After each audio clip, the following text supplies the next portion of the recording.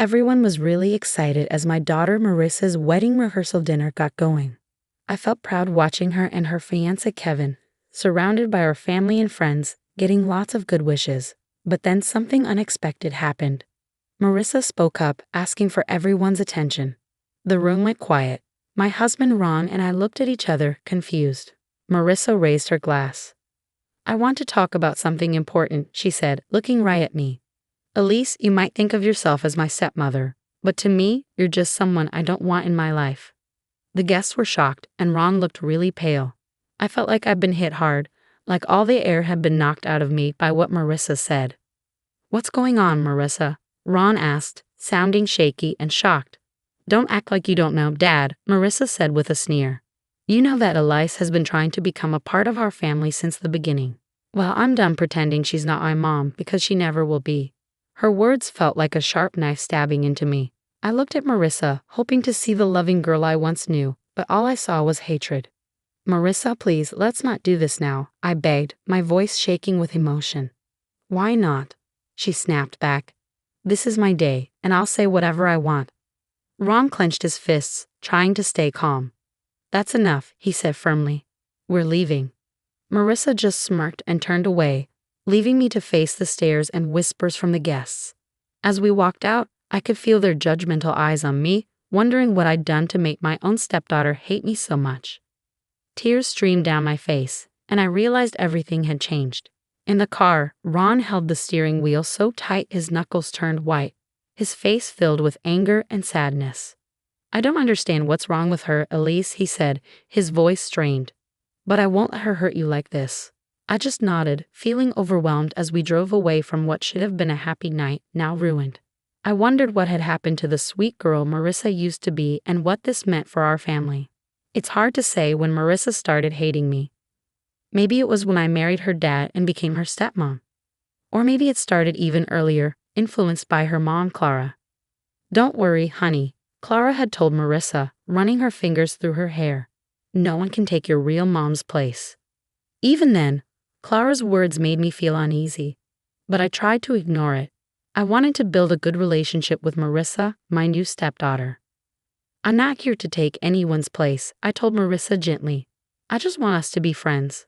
She nodded, but her eyes showed no warmth or love. It felt like there was a barrier between us, fueled by her mom's hurtful words. At first, Marissa was polite, but distant. But as time went on, her true feelings came out. "Why are you always trying to get involved in my life?" she snapped one evening when I asked about her weekend plans. Ron gave Marissa a disapproving look. "Marissa, don't talk to your mom like that." "She's not my mom," Marissa yelled, her face full of anger. "And I'm tired of her pretending she is." Then she stormed off, leaving me hurt by her harsh words.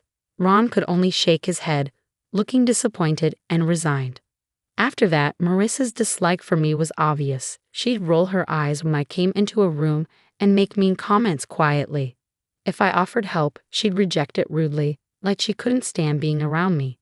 "You're not fooling anyone with your fake kindness," she sneered one day when I asked if she wanted a ride to her friend's house.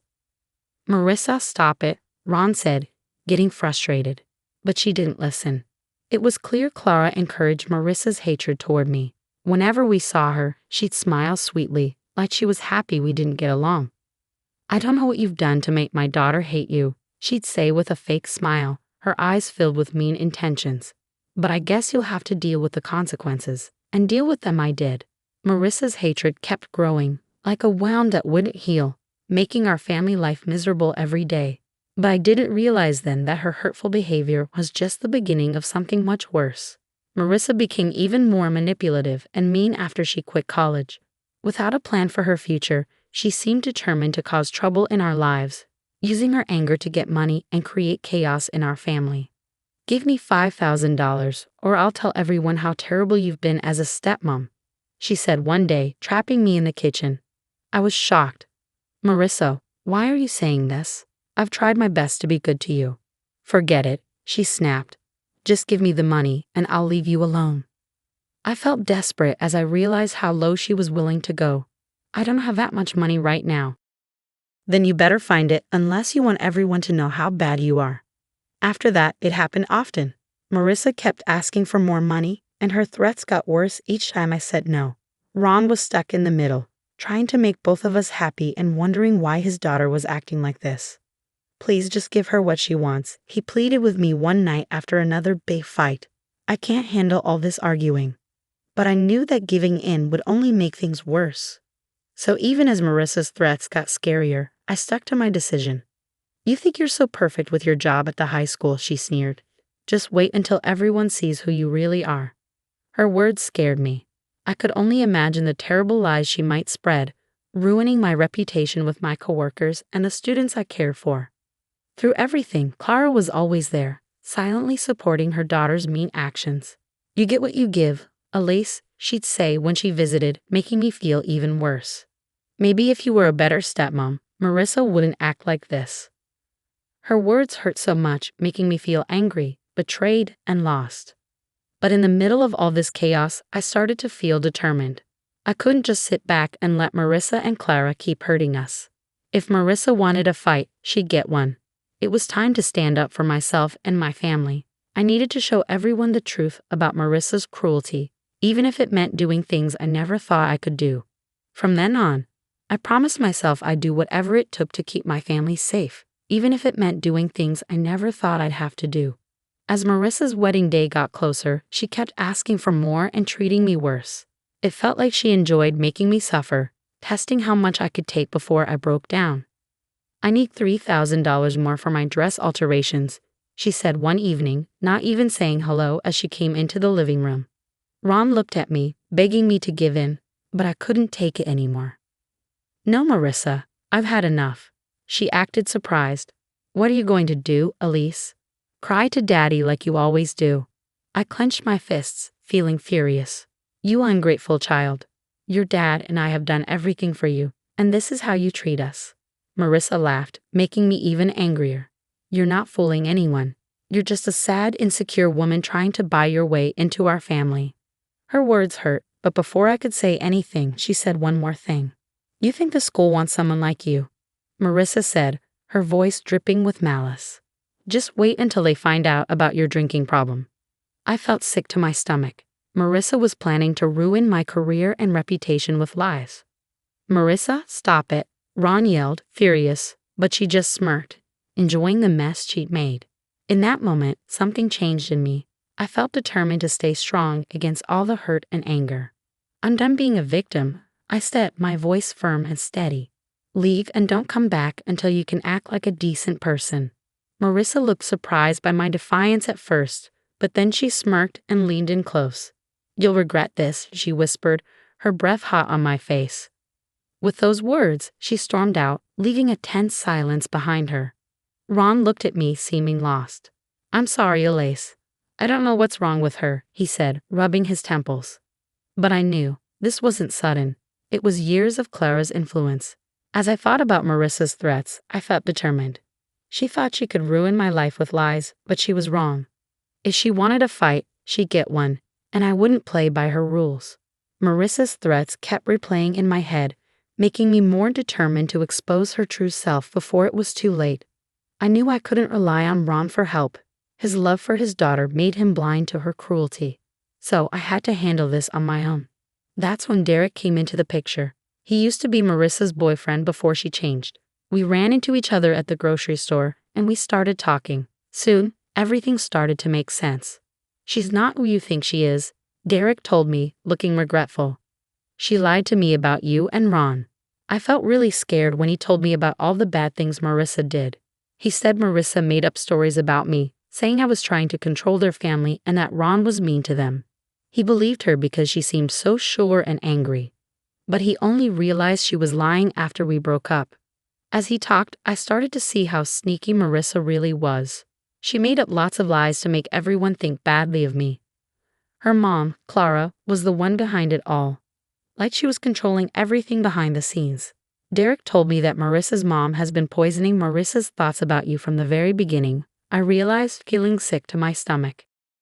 She's been putting all these twisted ideas in her head, like you were trying to replace her mom. Everything suddenly made sense. I had been the target of their mean plan all along, made out to be the bad person in their story. But Derek didn't stop there. He said Marissa's getting married for the wrong reasons. Not because she loves Kevin, but because she wants his money and status. Marissa doesn't really care about Kevin, Derek said with a laugh. She's just using him to get what she wants. Once she's got what she needs, she'll leave him and find someone else to use. His words shook me to my core. I had always had a feeling that Marissa didn't truly care, but hearing it so plainly was hard to take. After Derek left, my head was spinning with everything he'd said. I'd been letting Marissa and her mom control everything for too long. But now, armed with the truth, I knew I had to do something. It was time to stand up to them, to show everyone what was really going on. No more pretending to be the victim, no more being scared of their lies. I was ready to fight back. On the day of Marissa's wedding, the air was tense as I watched her get ready. But I was determined. This was the day I would reveal the truth. "You look so pretty, my dear," Clara said sweetly, fixing Marissa's veil with a smile. Just like a princess on her big day. Marissa glowed with happiness, soaking up her mother's praise like a flower soaking up sunlight. But it made me feel uneasy. "Yes, it's like a fairy tale," I remarked, unable to hold back, "with a handsome prince and a mean stepmother." Clara's eyes narrowed, but Marissa just laughed, not seeming to understand or care about what I meant. "Speaking of mean stepmothers," she said calmly, "I'm surprised you came at all. After how you've been treating me, I thought you might skip the whole thing."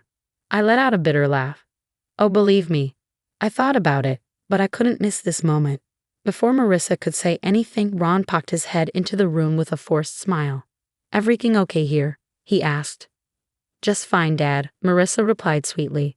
"Elias and I were just chatting." Her tone dripped with sarcasm, but Ron ignored it. "Well, it's almost time. You ready?" Marissa nodded eagerly, ready to make her entrance. As the music started and the doors opened, I took a deep breath, getting ready for what I had to do. The ceremony went by quickly, with vows that felt empty and fake. But when it came time for Kevin and Marissa to kiss, I knew I had to speak up. "Wait," I shouted, my voice echoing in the quiet chapel. "This wedding can't happen." Everyone gasped and looked at me. Marissa's face turned red with anger, her fists clenched. "What's going on?" she spat, furious. I took a deep breath and stared at Marissa firmly. "Marissa, what this means is that I can't stay quiet anymore while you keep lying and manipulating everyone around you." Clara looked pale, realizing what was happening, but I continued before she could interrupt. I showed them all the proof Derek had given me, texts, emails, recordings, that showed Marissa's lies. "For years, you've been spreading lies and turning people against me, pretending to be the innocent one," I said firmly. "But not anymore. It's time for the truth." I showed everyone the evidence, explaining how Marissa had been deceitful and selfish. The chapel fell silent. Marissa's calm facade cracked, and she looked furious and shocked. You're lying," she yelled, reaching out towards me. "How dare you ruin my special day?" But it was too late. The truth was out for everyone to see. As Kevin's family reacted with shock and dismay, it was clear that Marissa's deceit was unraveling before everyone's eyes. She stood exposed, no longer able to maintain her facade. Despite her past actions, I couldn't help but feel a mix of pity and satisfaction seeing her downfall. The truth had been revealed, and I had won not through trickery, but by exposing the darkness hidden beneath Marissa's lies. The aftermath was chaotic, like a bomb had gone off in the room. The silence was quickly replaced by shouts and gasps as people reacted to the truth. "How could you, Marissa?" someone yelled, their anger palpable. "This was supposed to be my special day." "Your special day was built on lies," I retorted firmly. "You can't deceive people forever." Marissa looked ready to argue, but Kevin stepped forward, his eyes filled with hurt and disbelief. "Is it true?" he asked, his voice trembling. "Were you just using me?" For a moment, there was silence as everyone waited for Marissa's response. I almost felt a twinge of sympathy for her. Almost, but then she put on that fake smile and I saw the cold, calculating look in her eyes. "No, of course not, darling," she said, reaching out to touch Kevin's face. "You know I love you so much. Elias is just trying to cause trouble like she always does." I clenched my fists, trying to control my anger. Didn't she realize that her lies were exposed? Apparently not, as she turned her angry gaze back to me. "This is all your fault," she snapped, pointing accusingly at me. If you hadn't interfered, none of this would be happening. Stop, Ron's voice boomed, cutting through the tension. We all turned to see him, his face red with anger and embarrassment. I can't believe what I'm hearing, he said, shaking his head. My own daughter lying and manipulating everyone for her own selfish reasons. Marissa was silent, unable to respond. For once, she seemed speechless in the face of her father's disappointment. I don't even recognize you anymore, Ron said, his voice heavy with sadness. The girl I raised, the one who was kind and loving. She's gone, isn't she? A heavy silence filled the room as we all absorbed the weight of Ron's words. It wasn't just Marissa who felt the impact, but Clara too. They exchanged a tense look, a silent struggle passing between them. Finally, Clara broke the silence. Well? She demanded, her eyes fixed on her daughter. Aren't you going to speak up, defend yourself? But Marissa stayed silent, defeated. She looked smaller than ever, a mere shadow of the manipulative person she had become. Clara snorted in disgust, then stormed out, leaving a shocked silence behind her. Kevin's family followed, their faces showing everything from pity to disgust. And just like that, it was all over. Marissa's big plan had fallen apart, leaving her dreams shattered. As Kevin left, looking devastated, I felt sorry for him. He was just another victim of Marissa's games, but any sympathy I had was quickly replaced by a sense of satisfaction. The truth was out, and Marissa had brought it all on herself. There would be no more lies or manipulation, only the consequences of her actions. In the days after the failed wedding, chaos erupted as news of Marissa's lies spread rapidly. She found herself shunned by the very community she'd once hoped to impress. I'll never forget the sight of her at her mother's door, begging for help after her plans fell apart. Please, Mom, she cried, tears in her eyes. I need your help. I have nowhere else to go. But Clara looked at her with a mix of disgust and pity. Help you, she scoffed. After what you've done? After embarrassing our family? Marissa flinched as if she had been slapped. But you're my mom. You're supposed to support me, no matter what. Support you? Clara shook her head sadly. You don't understand, do you? There's no support left. You've pushed away everyone who cared about you with your selfishness and lies. Her words hit Marissa hard, like a punch to the gut. I could see the realization dawn on her face, the weight of her loneliness settling in. You don't mean that, Marissa whispered, her hand shaking as she reached out. But Clara stepped away, her face now cold and distant. I don't recognize you anymore, she said firmly. The daughter I knew wouldn't have done what you did. You made your choices, Marissa. Now you have to face the consequences. With those final words, Clara turned and walked back inside, leaving Marissa alone on the doorstep, utterly broken. In the weeks that followed, I saw Marissa's once proud demeanor crumble under the weight of her own actions. The places she used to frequent, fancy bars and high-end stores, now treated her with scorn, whispers following her wherever she went. Even her friends deserted her, not wanting to be linked with her disgrace. Through it all, Ron and I stayed strong, our bond growing stronger as Marissa's world fell apart. I'm sorry it had to end like this, Ron said quietly one evening as we watched Marissa walk by, looking defeated. But you were right. She did this to herself. I didn't say anything, just squeezed his hand gently. Words felt insufficient in the face of such a painful situation. As things settled down and our community began to recover from Marissa's lies, Ron and I received an outpouring of support and gratitude. The families we had helped, the students I had taught, they all came together to thank us for standing up against the manipulation and lies that had threatened to tear us apart. In those moments of connection, witnessing human kindness and resilience, I found a newfound peace and purpose that I had been missing during Marissa's tumultuous reign. She tried to tear me down, but it was her own selfishness that led to her downfall, revealing the emptiness beneath her facade. Ron and I would move forward, stronger from the experience. If our story could encourage others to stand against manipulation and embrace honesty, then perhaps something positive could come from Marissa's downfall.